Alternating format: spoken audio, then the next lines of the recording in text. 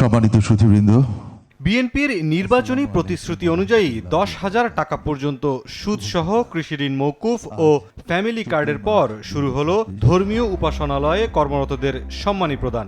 রাষ্ট্র পরিচালনার দায়িত্ব নেয়ার 25 দিনের মাথায় শনিবার সকালে রাজধানীর ওসমানী মিলনায়তনে পাইলট প্রকল্পের কার্যক্রমের উদ্বোধন করেন প্রধানমন্ত্রী তারেক রহমান।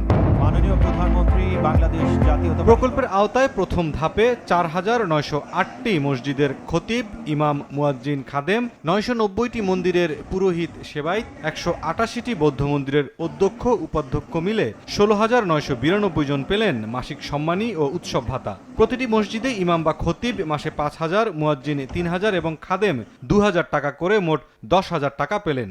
অন্য উপাসনালয়ের পুরোহিত ও বিহার অধ্যক্ষরা 5,000 এবং সেবায়েত ও উপাধ্যক্ষরা 3,000 করে পেলেন মোট 8,000 টাকা।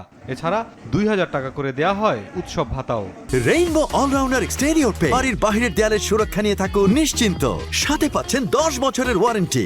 আমার এই প্রাপ্তি আমার পরিবার, সমাজ আমাকে সম্মানিত করবে। বর্তমান সরকারের এ ধরনের ভাতা প্রদান কার্যক্রম মাননীয় প্রধানমন্ত্রী যুগান্তকারী সিদ্ধান্ত। বৌদ্ধ ধর্মে বৌদ্ধ বিহারের অধ্যক্ষ হিসাবে সরকারের ভাতা প্রদান কার্যক্রম সত্যি প্রশংসনীয়। অনুষ্ঠানে স্মারক চেক তুলে দিয়ে প্রধানমন্ত্রী তারেক রহমান বলেন, ভোটের কালি মুছে যাওয়ার আগেই প্রতিশ্রুতি বাস্তবায়ন শুরু করেছে তার সরকার। সমাজের বিভিন্ন শ্রেণী পেশার মানুষ যারা অর্থনৈতিকভাবে হয়তো বা অনেক ক্ষেত্রে পিছিয়ে রয়েছেন, তাদের জন্য একটি সম্মানী বা আর্থিক সহায়তা কিংবা কর্মসংস্থান সৃষ্টির মাধ্যমে আর্থিক বৈষম্য দূর করে আমরা সবাই মিলে একটু শান্তিতে একটু ভালোভাবে থাকব। জনগণের রায়, আল্লাহর রহমতে বিএনপি সরকার গঠনের পর ভোটের কালি নখ থেকে মোচনের আগেই আমরা আমাদের সকল প্রতিশ্রুতি ধারাবাহিকভাবে বাস্তবায়নের কাজ শুরু করেছে। সব ধর্মের মানুষ মিলে শান্তিপূর্ণ দেশ গড়ার প্রত্যয় জানান সরকার প্রধান।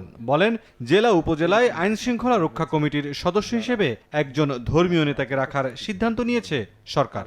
কেউ যেন আমাদের মধ্যে বিভেদ সৃষ্টি করতে না পারে। মুসলমান, হিন্দু, বৌদ্ধ, খ্রিস্টান আমরা সবাই মিলে ইনশাল্লাহ একটি শান্তিময়, শান্তিপূর্ণ বাংলাদেশ গড়ে তুলব একসাথে। দেশের প্রতিটি নাগরিকের রাজনৈতিক এবং অর্থনৈতিক ক্ষমতায়ন নিশ্চিত করার মাধ্যমে আমরা আমাদের দেশকে একটি শক্তিশালী ভিত্তির উপরে প্রতিষ্ঠিত করতে চাই, যাতে করে আর কোনো ফ্যাসিবাদ কিংবা তাদের তাবেদার অপশক্তি মানুষের স্বাধীনতা কেড়ে নিতে না পারে। আগামী 4 বছরে ধাপে ধাপে সব ধর্মীয় উপাসনালয়ের দায়িত্বপ্রাপ্তদের এ সম্মানের আওতায় আনবে সরকার। কর্মসূচি বাস্তবায়নে রাষ্ট্রের বার্ষিক ব্যয় হবে প্রায় 4,400 কোটি টাকা। সরকারি বা দেশি বিদেশি সংস্থার অনুদানপ্রাপ্ত ধর্মীয় প্রতিষ্ঠান এ সুবিধার বাইরে থাকবে। মুস্তারিন হক জুনায়েদ, সময় সংবাদ, ঢাকা।